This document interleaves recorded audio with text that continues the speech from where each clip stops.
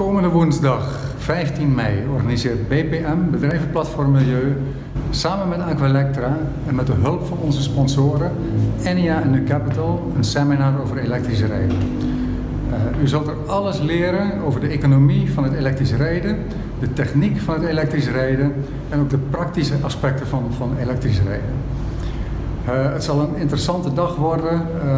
U zult ook zelf de gelegenheid krijgen om te gaan rijden in een elektrische auto.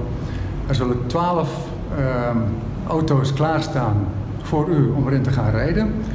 Leafs en Tesla's, alle modellen die er op dit moment op Curaçao rondrijden, die zullen er zijn. Het zal een hele interessante dag worden. Het is niet geheel gratis. We moeten er een bedrag voor vragen. Het kost 195 gulden per deelnemer. Maar daarvoor heeft u ook de lunch en alles wat er verder bij komt. Plus de testdrives. Dus grijp uw kans en wees erbij. Ja, de automatische schakelpook, zeg maar. Ik zal hem eventjes zo zetten. Nou ja, het is gewoon één bewegingje zo, dan staat hij in zijn versnelling. Oh. En dan kunnen we rijden in principe. Dus Let's do it. Let's do it. Listen to it. Dus je hoort niet veel.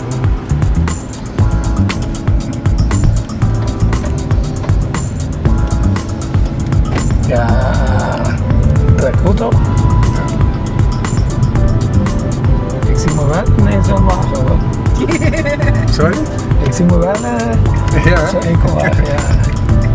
Dit is geen Tesla hoor. Dit is, als je in een Tesla zit, dan wordt de lucht uit je longen geperst. Dit is gewoon een simpele Leaf. Tot hij op toeren is, dus je geeft gas en dan heeft hij kracht.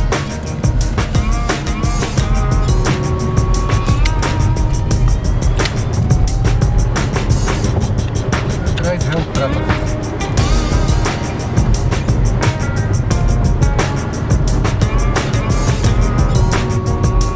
Die je rijdt, die zijn zo klein dat je met je range van ongeveer 150 kilometer kom je eigenlijk makkelijk uit. Dus in mijn geval, ik rijd ongeveer 20 tot 30 kilometer per dag. Ik kan er vijf dagen mee doen voordat ik weer opnieuw moet gaan laden. Dus ja, eigenlijk is dat heel goed te doen. Het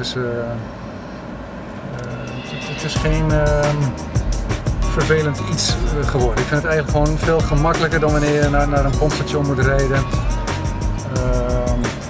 Je moet je portemonnee meenemen, je moet gaan tanken.